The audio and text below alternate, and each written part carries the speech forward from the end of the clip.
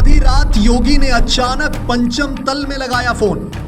संभल दंगों की 47 साल बाद खुलवाली फाइल। 50 अधिकारियों के साथ रात 2 बजे ली मीटिंग और संभल को लेकर दे दिया ऐसा आदेश कि कांग्रेस और सपा दोनों ही दलों की बढ़ गई टेंशन।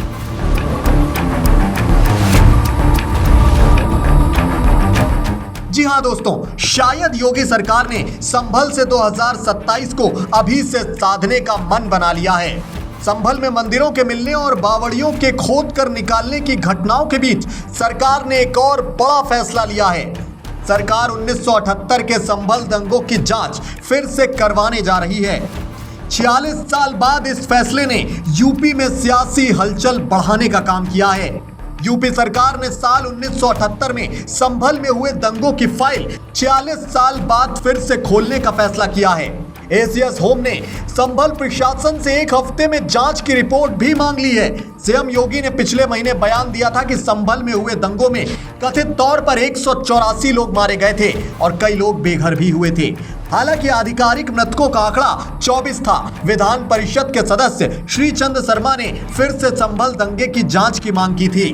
उधर संभल दंगे की फाइल फिर से खोलने के पीछे सरकार की मंशा को लेकर सवाल भी उठने लगे हैं। सपा और कांग्रेस इसको सियासी लाभ उठाने वाला कदम बता रही है।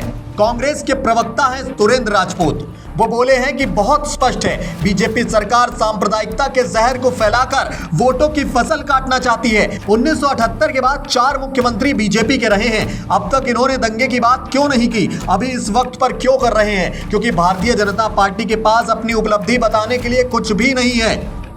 अब ये भी समझने की कोशिश करते हैं कि आखिर क्या है बीजेपी का ये फाइल खोलने का मकसद।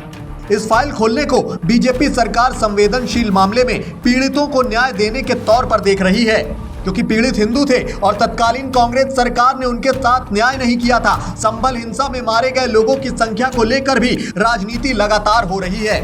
सीएम योगी ने विधानसभा में 178 लोगों के मरने की बात कही थी, जबकि सरकारी आंकड़ों में महज 24 लोगों की मौत दिखाई गई थी। बीजेपी के प्रवक्ता हैं राकेश त्रिपाठी। वो बोले हैं कि संभल में बहुत कुछ छिपाया गया था। संभल में खुदाई से बहुत सारे तथ्य निकल कर बाहर आ गए। बहुत सारे इतिहास के वो पन्ने खुल गए हैं जिसमें अत्याचार और अन्याय की गाथाएं हैं, जिसमें निरपराध लोगों की नरसंहार और हत्याएं हैं। इन मामले में जांच किया जाना, दोषियों को सजा दिया जाना और पीड़ितों के जख्मों पर मरहम लगाकर और न्याय दिया जाना समाचीन है। मामले की अगर आवाज उठाई जा रही है तो जांच होनी चाहिए, क्योंकि पीड़ित परिजन न्याय की उम्मीद लगाए बैठे हैं कि तत्कालीन मजहबी सरकार ने तुष्टीकरण के चलते अन्याय किया था। इस केस रीओपन को लेकर तमाम पत्रकार क्या कहते हैं, अब ये भी जान लीजिए। वरिष्ठ पत्रकार हैं हिसाम सिद्दीकी। वो इसे सरकार का पॉलिटिकली मोटिवेटेड फैसला बता रहे हैं। उनका कहना है कि 46 साल बाद जो आरोपी थे या सजा याफ्ता या फिर पीड़ित, उनमें से ज्यादातर या तो मर गए होंगे, अगर जिंदा भी होंगे तो 80 से 90 की उम्र के बीच होंगे। इसको रीओपन करने का बस एक ही मकसद है कि कुछ लोग बदनाम हो और हमें एक समुदाय विशेष की सिंपैथी मिल जाए। 24 लोगों की मौत का आधिकारिक आंकड़ा है, जिसमें 12 लोगों को जिंदा जलाने की बात भी है, लेकिन सरकार 178 की मौत बता रही है।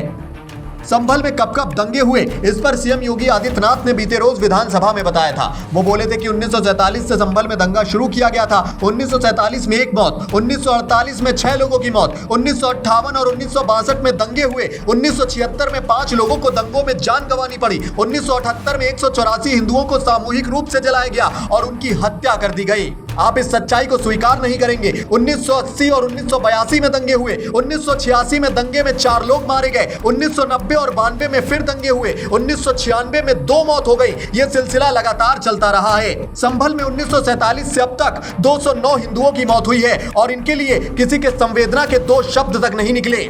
खैर दोस्तों, संभल में दंगों को लेकर योगी सरकार की इस कवायद पर आपका व्यक्तिगत नजरिया क्या है? अपनी कीमती राय कमेंट बॉक्स में जरूर बताएं। साथ ही यूपी से जुड़ी ऐसी ही तमाम राष्ट्रवादी और निष्पक्ष खबरों से खुद को अपडेट रखने के लिए आपके अपने चैनल वीके न्यूज यूपी के साथ आप यूं ही जुड़े रहें। शुक्रिया, नमस्कार।